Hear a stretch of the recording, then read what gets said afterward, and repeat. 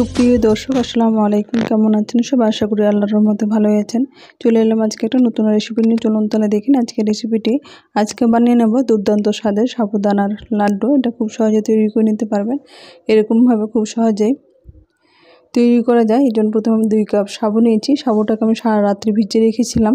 এখন একটা ছাঁকনির মধ্যে জলটা ভালোভাবে ঝরিয়ে নিয়ে এখানে যেহেতু আমি ঘিয়ের মধ্যে এটা ভেজে নেব, 2 চামচের বেশি একটু আমি ঘি দিয়েছি। এখানে 2টো এলাচ, ছোটো এলাচগুলো এটা একটু ফাটিয়ে দিয়ে দিলাম, যাতে এটা তেল ঘি দেওয়ার সময় এটা অনেক সময় ফেটে বের হয়ে যায় বীজগুলো ভেতরে। তাই এটাকে সবসময় একটু ফাটিয়ে দিতে হবে, যাতে এটা তেলের মধ্যে দিতে দিতে না ফেটে যায়। এখন যে সাবুটা আমি রেখেছিলাম সেই সাবুটাকে জলটা ভালোভাবে নিংড়ে গেছে। এখন সাবুটা দিয়ে এর মধ্যে আমি মোটামুটি 5 থেকে 6 মিনিট মতো এটা মিডিয়াম ফ্লেম করে নিই নাড়তে আছি। এরকমভাবে নাড়তে নাড়তে একটু কালারটা চেঞ্জ হয়ে যাবে, ঘিয়ের মধ্যে ভালোভাবে ভাজা হয়ে যাবে যখন, তখন আমি এখানে 1.5 কাপ, 4 কাপে মেপে এই কাপেরই আমি 2 কাপ দিয়েছিলাম সাবু, তাই এই কাপে মেপে আমি 1.5 কাপ চিনি দিয়ে দিলাম। এখানে চাইলে আপনারা চিনির পরিমাণটা আরও বাড়িয়ে নিতে পারেন। আমি যেটা চিনি দিয়েছি সেটাতে কিন্তু মিষ্টি হয়েছে। যারা বেশি অতিরিক্ত মিষ্টি খান তারা কিন্তু আরও হাফ কাপ চিনি বাড়িয়ে দিতে পারেন। এখন চিনিটা গলে কিন্তু জলটা বেরিয়ে যাবে। এরকমভাবে আমি নাড়তে আছি।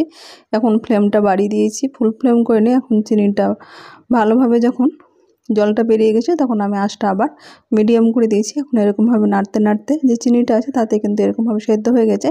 এখানে যদি আপনি সাবুটা সঙ্গে সঙ্গে করতে চান তাহলে সাবুটাকে সেদ্ধ করে নেবেন। সেদ্ধ করে নিয়ে নর্মাল জল দিয়ে ভালো করে সাবুটাকে ধুয়ে নিতে হবে, তাহলে সাবুর যে একটা আঠালো ভাব থাকে সেই আঠালো ভাবটা থাকে না। তারপরে ঘিয়ে ভেজে এরকমভাবে করে নিতে পারেন।